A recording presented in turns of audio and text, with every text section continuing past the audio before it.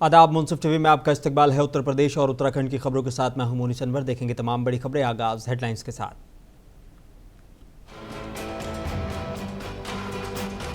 CM योगी ने IKEA store का किया शिलान्यास। बोले अब इन्वेस्टमेंट का ड्रीम हब बन गया है उत्तर प्रदेश।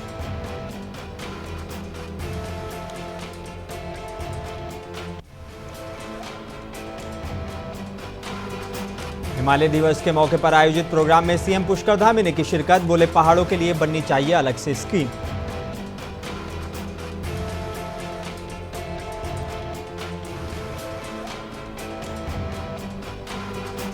उत्तर प्रदेश में 69,000 सहायक शिक्षक भर्ती। सुप्रीम कोर्ट से बड़ी खबर। हाईकोर्ट के फैसले पर सुप्रीम कोर्ट ने लगाई रोक।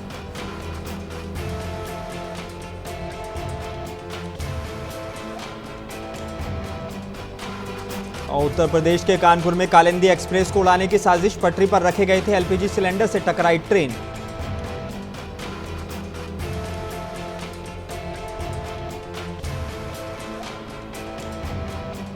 आइए बुलेटिन की शुरुआत करेंगे कुछ अहम और बड़ी खबरों के साथ। उत्तर प्रदेश के सीएम योगी आदित्यनाथ ने नोएडा में वाक़ आइकिया स्टोर का वर्चुअल तरीके से शिलान्यास किया। इस मौके पर उन्होंने आइकिया इंडिया की जानिब से उत्तर प्रदेश में 5500 करोड़ रुपए के इन्वेस्टमेंट के प्रपोजल पर शुक्रिया अदा किया है।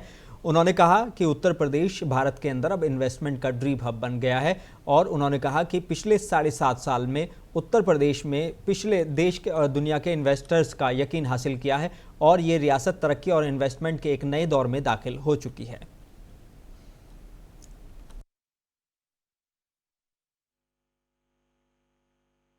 उत्तर प्रदेश पिछले 7 वर्ष के अंदर विकास और निवेश के एक नए युग में प्रवेश किया है। इन 7 वर्षों में इंफ्रास्ट्रक्चर के डेवलपमेंट के लिए, निवेश की नई संभावनाओं को विकसित करने के लिए, युवाओं के स्किल डेवलपमेंट के लिए, परंपरागत उत्पाद को प्रोत्साहित करने के लिए उत्तर प्रदेश ने अनेक कार्यक्रम प्रारंभ किए। आज उसके परिणाम हम सबके सामने हैं। परंपरागत उत्पाद को आगे बढ़ाने के लिए वन डिस्ट्रिक्ट वन प्रोडक्ट की उत्तर प्रदेश की अभिनव योजना आज देश के अंदर एक लोकप्रिय योजना के रूप में उभर कर के सामने आई है। उत्तर प्रदेश के अंदर और उत्तराखंड की राजधानी देहरादून में सीएम पुष्कर सिंह धामी ने सीएम कैंप कार्यालय के मुख्य सेवक भवन में हिमालय दिवस के मौके पर आयोजित प्रोग्राम में शिरकत की। इस दौरान उत्तराखंड के सीएम पुष्कर धामी ने कहा कि पहाड़ों के लिए अलग से स्कीम बननी चाहिए क्योंकि पहाड़ की अपनी चुनौतियां हैं, अपनी ज़रूरतें हैं जिसे पूरे मुल्क के साथ मिलाया नहीं जा सकता। उन्होंने कहा कि उत्तराखंड की बात करें तो हमारे स्टेट में कुल जनसंख्या 1,25,00,000 है, लेकिन हमें लगभग 10 करोड़ लोगों के लिए व्यवस्थाएं करनी पड़ती हैं। हम इस इलाके में भी काम कर रहे हैं। मैंने जब नीति आयोग की बैठक थी उस बैठक में भी मैंने ये बात उठाई, हिमालय के लिए अलग से योजना बननी चाहिए। और मैं हर बात उठाता हूँ क्योंकि हिमालय की अपनी चुनौतियां हैं, अपनी आवश्यकताएं हैं जिसको पूरे देश के साथ एक साथ मिक्स नहीं किया जा सकता है और उस दिशा में काम भी हो रहा है। हम उत्तराखंड की बात करें तो उत्तराखंड में हमको हमारी जनसंख्या है 1,25,00,000 और हमको काम करना पड़ता है, क्या व्यवस्थाएं करनी पड़ती हैं लगभग 8 से 10 करोड़ लोगों के लिए पूरे साल भर में। 4 करोड़ के लगभग तो लोग केवल कांवड़ में आते हैं, 4 धाम यात्रा में आते हैं। पूरे साल भर हमारा सीजन चलता है। आज हमको जो उत्तराखंड की पुष्कर सिंह धामी सरकार के बुलडोजर राज के खिलाफ और सरकार द्वारा जनता को उनके घरों और कारोबार से बेदखल करने पर रोक लगाने की मांग को लेकर आज ग्रामीणों ने रामनगर में विधायक कार्यालय पर जमकर नारेबाजी कर धरना प्रदर्शन किया है।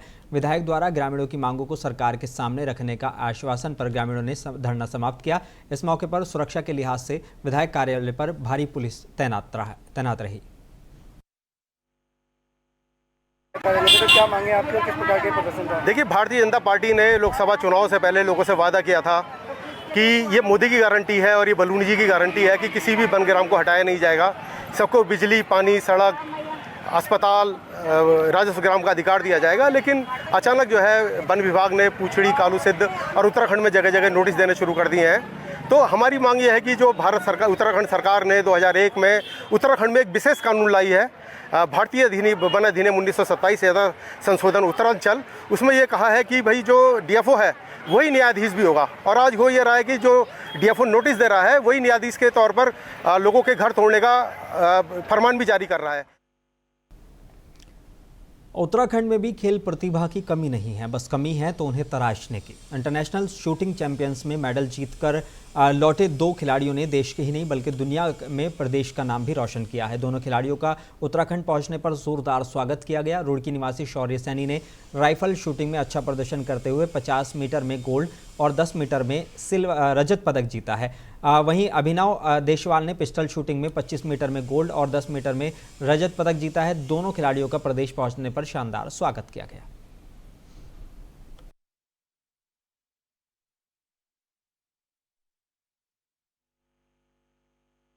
आज हमारे द्वारा अभिनव देशवाल जी और ये शौर्य सैनी जी का जो है एक स्वागत समारोह किया गया, क्योंकि हमारे दोनों क्षेत्र के निवासी हमारे बैंक के खाता धारक जर्मनी में जो है शूटिंग में स्वर्ण और रजत पदक जीत के आए हैं। उसकी हमें बहुत खुशी थी। उन्होंने क्षेत्र का, हमारे बैंक का, सबका नाम रोशन किया है। इसके लिए हम उन्हें बधाई देते हैं और आशा करते हैं भविष्य में भी इसी तरह वो हमारा नाम रोशन करते रहेंगे। साहब, आज हमारे देश के लिए बहुत गौरव की बात है और उत्तराखंड राज्य के लिए बहुत गौरव की बात है। उत्तराखंड राज्य में आज जो इन बच्चों ने उत्तराखंड का जो नाम रोशन कराया है, उसके लिए पूरे देश को और पूरे उत्तराखंड वासियों को गौरव का पल महसूस कर रहे हैं। मेरा नाम कुलदीप श्रीवास्तव है। मैं उत्तराखंड ग्रामीण बैंक के क्षेत्रीय कार्यालय से हूँ, देहरादून से। आज हमने अपने जो दो प्रतिभागी थे जिन्होंने स्वर्ण पदक जीता है, उनका स्वागत किया है और उनका हमारे साथ बहुत लंबा बैंक के साथ उनका रिश्ता है। उनका खाता, उनके परिवार का खाता सभी का है। हमें पता चला जबकि उनके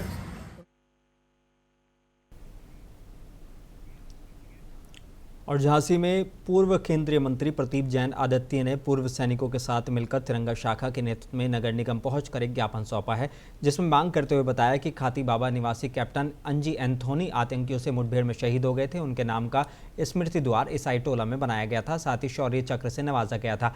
उन्होंने मांग करते हुए कहा है कि जिस स्मृति द्वार बना था, तभी जनता की मांग पर अंजी एंथोनी के नाम पर एक पार्क बनाने को और एक मार्ग बनाने को नगर निगम ने आश्वासन दिया था। इसकी स्वीकृति भी हो चुकी थी, लेकिन इसके बावजूद आज तक इसे बनाने में कोई कदम नहीं उठाया गया। मांग पत्र में दी गई मांगों को जल्द से जल्द निस्तारण नहीं हुआ तो आंदोलन की भी उन्होंने चेतावनी दी है।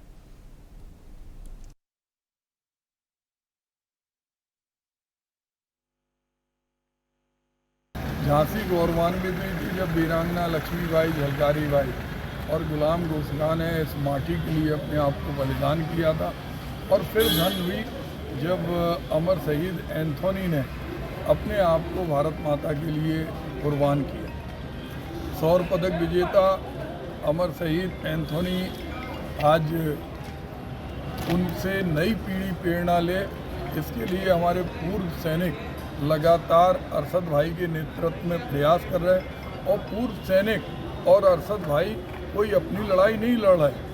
आज उनका एक ही सोचना है कि 1000 करोड़ रुपए स्मार्ट सिटी में खर्च किए, लेकिन एक टूटी कौड़ी भी भारत माता के लाडले सपूतों के लिए नहीं किए गए। इनके लिए कोई सामुदायिक भवन नहीं है। उत्तर प्रदेश में 69,000 सहायक टीचर्स की भर्ती के मामले में एक बड़ी खबर सामने आई है। दरअसल सुप्रीम कोर्ट ने इलाहाबाद हाई कोर्ट के आदेश पर रोक लगा दी है। सुप्रीम कोर्ट ने राज्य सरकार और दोनों पक्षों से कहा है कि वो लिखित दलीलें जमा कराएं। ऐसे ने कहा है कि उन्हें इलाहाबाद हाई कोर्ट के फैसले के अध्ययन के लिए वक्त चाहिए। सुप्रीम कोर्ट के सामने उत्तर प्रदेश सरकार ने ये माना है कि उनसे एक गलती हुई है। रिजर्वेशन पहले हॉरिजॉन्टल और फिर वर्टिकल आधार पर होना चाहिए था, लेकिन वो उल्टा हो गया। हालांकि खंडपीठ की ओर से कहा गया है कि लिस्ट में ऐसा कुछ दिखाई नहीं देता, लिहाजा पहले वो इलाहाबाद हाई कोर्ट के फैसले का अध्ययन करेंगे और फिर आगे इस पर कोई फैसला लेंगे।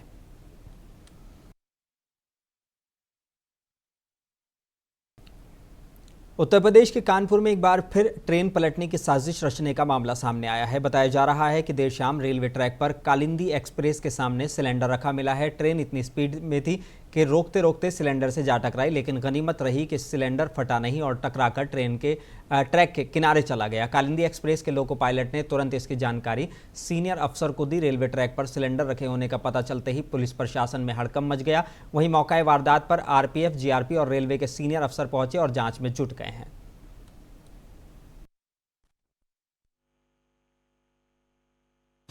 ये रेलवे के अथॉरिटीज़ के द्वारा 8:30 बजे के आसपास जो है वो सूचित किया गया कि एक ट्रेन जो प्रयागराज से भिवानी की तरफ जाती है और इस रूट से जो है वो गुजर रही थी। तभी ड्राइवर को जो है वो ट्रैक पे एक सिलेंडर दिखा और उसने इमरजेंसी ब्रेक लगाया। उससे संभवतः टकरा करके सिलेंडर जो है वो साइड में गिर गया और इसके बाद जो है वो ट्रेन काफ़ी देर तक रुकी रही।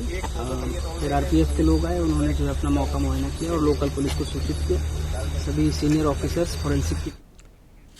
उत्तर प्रदेश के कासगंज में मोहिनी हत्याकांड के नामजद सभी आरोपी गिरफ्तार कर लिए गए हैं। कासगंज एसपी अपर्णा रजत कौशिक ने जानकारी देते हुए बताया कि 4 आरोपी पहले ही जेल भेजे जा चुके हैं और 2 आरोपी केशव मिश्रा और मुनाजिर भी गिरफ्तार हो चुके हैं। मामले में की जांच की जा रही है, आगे की विधिक कार्रवाई की जा रही है।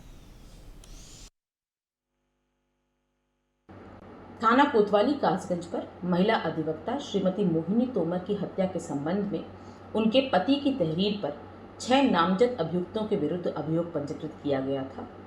कासगंज पुलिस द्वारा सभी नामजद अभियुक्तों को गिरफ्तार कर लिया गया है।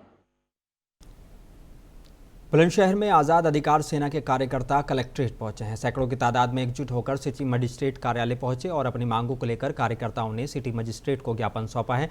वहीं आज़ाद अधिकार सेना के जिलाध्यक्ष एहसान अली ने मीडिया से खिताब किया है। मैं एहसान अली उर्फ बबलू, जिला अध्यक्ष आज़ाद अधिकार सेना। हमारे राष्ट्रीय अध्यक्ष जी अमिताभ ठाकुर जी, जो IPS अधिकारी IG रह चुके हैं, उनकी आज़ाद अधिकार सेना के नाम से पार्टी है। आज आप यहाँ एसपी सिटी ऑफिस आए हैं, आपने एक विज्ञापन एसपी सिटी मजिस्ट्रेट साहब को सौंपा है, किस विषय में सौंपा है? ये 2007 में गोरखपुर में दंगे हुए थे, उसमें जो है SIT की गठित टीम करके उनको इंसाफ दिलाया जाए। कुशीनगर जिले के रामकोला थाने के गोबरही चौराहे से दबंगों ने ऑर्केस्ट्रा में काम करने वाली 2 लड़कियों को अगवा कर लिया। लड़कियों ने जब उनके साथ जाने से मना किया तो कई राउंड हवाई फायरिंग भी की। युवकों ने फोन पर कर ऑर्केस्ट्रा संचालिका को ये कहा था कि 2 लड़कियां चाहिए, प्रोग्राम कराना है, उन्हें भेज दो। हालांकि जब संचालिका ने भेजने से इनकार कर दिया तो दबंग घर पहुंच गए और दोनों लड़कियों को उठा कर ले गए। इसके बाद दबंग लड़कियों को लेकर कप्तानगंज थाने के सोहनी गाँव में चल रही बर्थडे पार्टी में चले गए। मकान मालिक ने पुलिस को सूचित किया, जिसके बाद पुलिस ने दोनों लड़कियों को बरामद कर लिया। पुलिस ने लड़कियों को अगवा करने वाले 6 लोगों को हिरासत में ले लिया है और उनकी फॉर्च्यूनर कार को भी बरामद कर लिया है। जनपद कुशीनगर में थाना रामकोला में 8/9 की रात्रि में करीब 12:30-1 बजे PRV से सूचना प्राप्त हुई कि 2 ऑर्केस्ट्रा में डांस करने वाली 2 युवतियों को कुछ लोगों के द्वारा उनके घर पर आकर फायरिंग कर उठा के लेके गए हैं। इस सूचना पर रात्रि में ही संज्ञान लेते हुए तत्काल हमारे दोनों एडिशनल SP के नेतृत्व में टीमों का गठन किया गया और पूरे जनपद में चेकिंग किया गया और 2 घंटे के अंदर इन युवतियों को सकुशल बरामद कर लिया गया। इस प्रकरण में 6 लोगों को गिरफ्तार किया गया है, जिनके पास से असला है जो है वो बरामद हुआ है। इनके पास से कुछ नेपाली मुद्रा वो ही बरामद हुई है। कुल 63,000 भारतीय।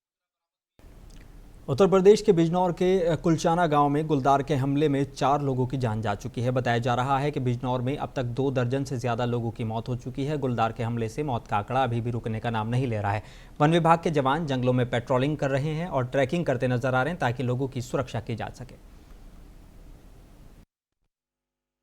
जी भाई साहब, ये रात में आप यहाँ कॉम्बिंग कर रहे हैं गुलदार को लेकर के, तो क्या कहना चाहेंगे? किस तरह की परेशानियों का आपको सामना है या क्या आप कैसा लगता है आपको?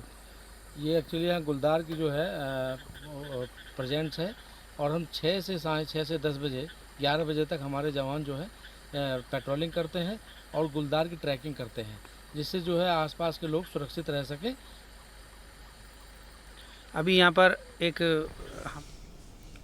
दिल्ली में कब्रिस्तान को लेकर एक उर्दू अखबार ने 100 करोड़ रुपए में कब्रिस्तान बेचने की खबर शाया की थी, जिसके बाद मुंसिफ टीवी पर भी इस खबर को प्रमुखता से दिखाया गया था। मुंसिफ टीवी के सोशल मीडिया हैंडल पर वायरल हुई इस खबर का असर हुआ है, जिसके बाद से इस मामले में मुरादाबाद की एक दरगाह के सज्जादा नशीन नईम चिश्ती ने सफाई दी है। उन्होंने वक्फ की इस जायदाद को लेकर प्रेस कॉन्फ्रेंस का इनेकाद किया। उन पर दिल्ली में 100 करोड़ रुपए की प्रॉपर्टी बेचने का इल्ज़ाम लगा है। हालांकि उन्होंने वक्फ की जायदाद को बेचने के इल्ज़ाम से इनकार कर दिया है। बता दें कि दिल्ली में ओबेरॉय होटल के सामने बनी वक्फ प्रॉपर्टी जो कब्रिस्तान है वो साल 1992 में नईम चिश्ती के नाम पर किराए पर दी गई थी। नईम चिश्ती को ये प्रॉपर्टी 500 रुपये सालाना किराए पर दी गई थी।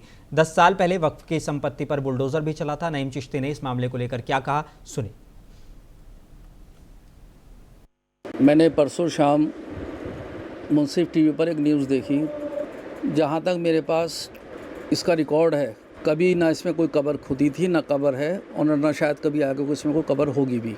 एक बात तो ये हुई है, और मुझे बदनाम करने की, ये जो वहाँ पर खालिद लड़का जो ज़बरन दरगाह पे बैठा हुआ है, ये सब उसकी साजिश के तहत काम हुआ है। किसकी दरगाह है वहाँ पर? हज़रत फिरदौसी शाह बाबा की, ओबराय होटल के सामने है। उसी खालिद ने 1/11/2011 को यही जगह दूसरा खसरा नंबर लिख करके पंजाब में जाकर के अपनी परिवार के साथ उसको बेच भी दी, जिसका प्रूफ मैं देने को तैयार हूँ, मेरे पास रखा हुआ है। फिर मैं इसको लेकर के दिल्ली पुलिस कमिश्नर साहब से, सब अधिकारियों से मिला था। उस पर वहाँ की पुलिस ने मेरी बहुत सहायता की और इन सब पे एक्शन भी कराया। ये 1992 से ये वक्फ प्रॉपर्टी है, लीज की प्रॉपर्टी है। ये पेपर मेरे नाम चले आ रहे हैं। मेरी फ़ाइल वक्फ बोर्ड में विचाराधीन है। वहाँ से मुझे नोटिस जारी हुआ है, महीने में 2 से 3 तारीख। उत्तर प्रदेश के मुरादाबाद के थाना भगतपुर इलाके के गांव मानपुर में 2 अलग अलग चोरी की घटनाएं हुई, जिस पर एसपी देहात ने सीओ एसएचओ की क़यादत में 2 टीमों का गठन कर जांच पड़ताल शुरू की थी। एसपी देहात संदीप मीणा ने प्रेस कॉन्फ्रेंस करते हुए घटना का सफल अनावरण किया है। वहीं पुलिस ने 2 आरोपियों को गिरफ्तार किया है। साथ ही आरोपियों के पास से सोने चांदी के जेवरात, नकदी, बाइक, अवैध तमंचा सहित कई सामान बरामद किए गए हैं।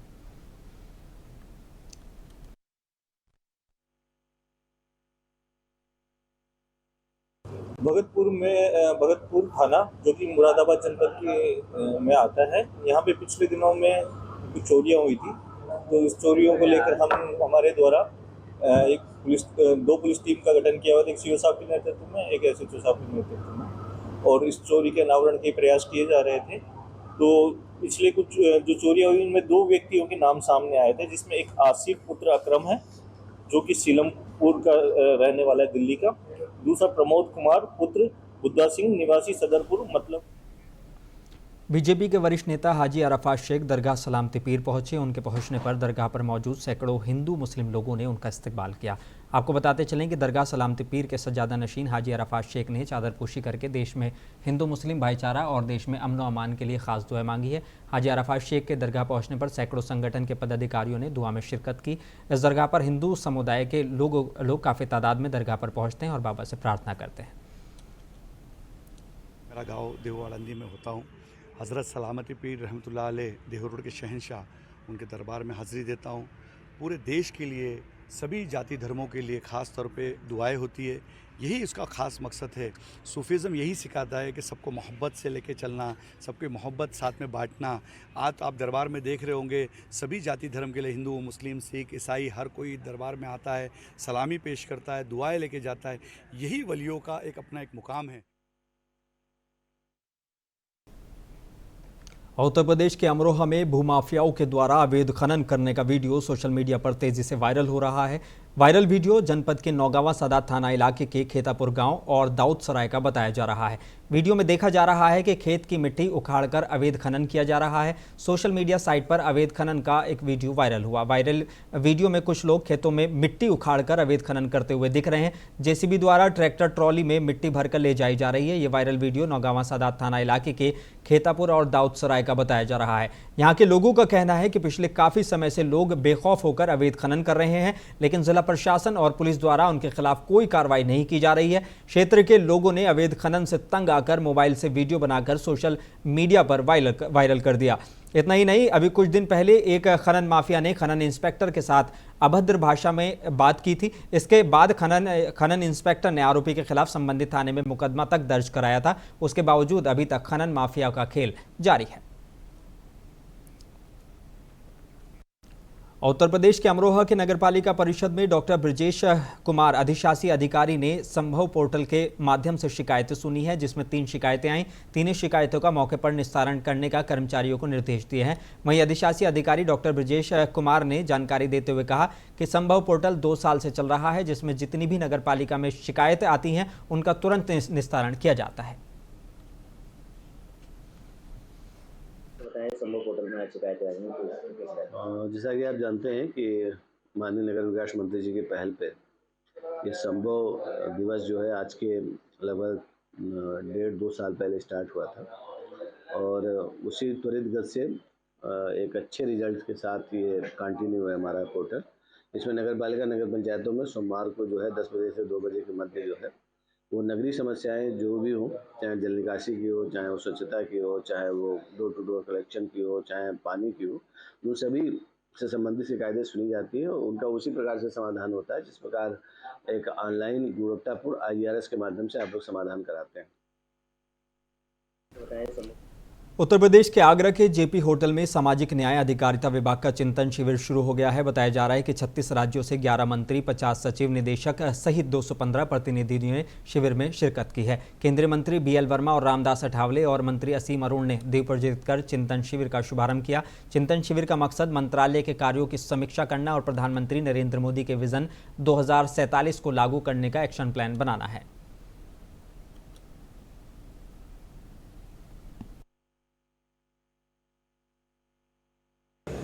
प्रधानमंत्री मोदी जी ने देश को विकसित देशों की श्रेणी में खड़ा करने का संकल्प लिया है।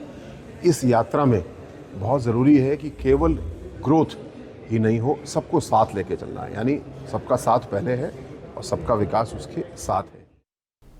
उत्तर प्रदेश के हरदोई के कासिमपुर थाना इलाके के महमूदपुर धतीगढ़ा गांव में बीते 1 सितंबर को नरेगा का पैसा निकलवाने को लेकर प्रधान पति निरंजन और स्थानीय निवासी रतिराम के बीच विवाद हो गया था, जिसके बाद प्रधान निरंजन ने अपने पुत्रों के साथ मिलकर रतिराम की पिटाई कर दी थी, जिसके बाद परिजन घायल रतिराम को लेकर जिला अस्पताल पहुंचे, जहां से उसे लखनऊ रेफर कर दिया गया। इलाज के दौरान रतिराम की लखनऊ में मेडिकल कॉलेज में 8 सितंबर को मौत हो गई, जिसके बाद भी कासिमपुर थाने में बेदर्द पुलिस द्वारा मुकदमा नहीं लिखने और मृतक की जान की कीमत लगाते हुए समझौते का दबाव बनाने का आरोप लगा है और परिजन मृतक का शव लेकर SP आवास पहुंचे और न्याय की गुहार लगाई है। हालांकि देर रात पुलिस अधीक्षक के निर्देश पर मुकदमा दर्ज कर लिया गया है और आगे की कार्रवाई की जा रही है। पत्नी निरंजन प्रसाद ने उसी दिन थाने पर आकर लिखित तहरीर दी थी, जिसमें उनके व उनके परिजनों का चिकित्सीय परीक्षण कराकर उचित धाराओं में अभियोग पंजीकृत कर लिया गया था तथा दूसरे पक्ष के रतिराम पुत्र सुखा उम्र लगभग 57 वर्ष अपने परिजनों के साथ इलाज हेतु अस्पताल चले गए थे। आज दिनांक 8/9/2024 को ट्रामा सेंटर लखनऊ में दौरान इलाज उनकी मृत्यु हो गई। उनके पुत्र हेमनाथ द्वारा अमरोहा के सैदनगली नगर पंचायत में बूथ संख्या 368 पर दुनिया के सबसे बड़े राजनीतिक दल भारतीय जनता पार्टी के राष्ट्रीय सदस्यता अभियान को लेकर आज भाजपा जिला महामंत्री अभिनव कौशिक ने राष्ट्रीय सदस्यता अभियान 2024 के अंतर्गत सदस्यता अभियान चलाया गया, जिसमें भाजपा जिला महामंत्री अभिनव कौशिक ने सैदनगली कस्बे और मोहल्ले में जाकर सदस्यता अभियान चलाकर टोल फ्री नंबर पर मिस कॉल और नेम ऐप के माध्यम से भाजपा के नए सदस्य बनाने और सैकड़ों की तादाद में लोगों को भाजपा की सदस्यता दिलाई। रखा इसके बारे में बताइए, कितने लोगों को सदस्यता? देखिए, विश्व की सबसे बड़ी पार्टी भारतीय जनता पार्टी है और भारतीय जनता पार्टी में लोकतांत्रिक व्यवस्था है, तो ये 3 वर्ष के अंदर यहाँ सदस्यता अभियान चलाया जाता है। सब चाहे बूथ अध्यक्ष हो, चाहे मंडल अध्यक्ष हो, चाहे प्रदेश अध्यक्ष हो, चाहे राष्ट्र अध्यक्ष हो, एक लोकतांत्रिक व्यवस्था से सबको चुना जाता है। तो आज सैदनगली नगर पंचायत में भी यहाँ सदस्यता अभियान का हमने कैंप लगाया। हमारे सभासद यहाँ। बुलेटिन में बस इतना ही। मुझे दीजिए इजाजत। बने रहिए मुंसिफ टीवी के साथ।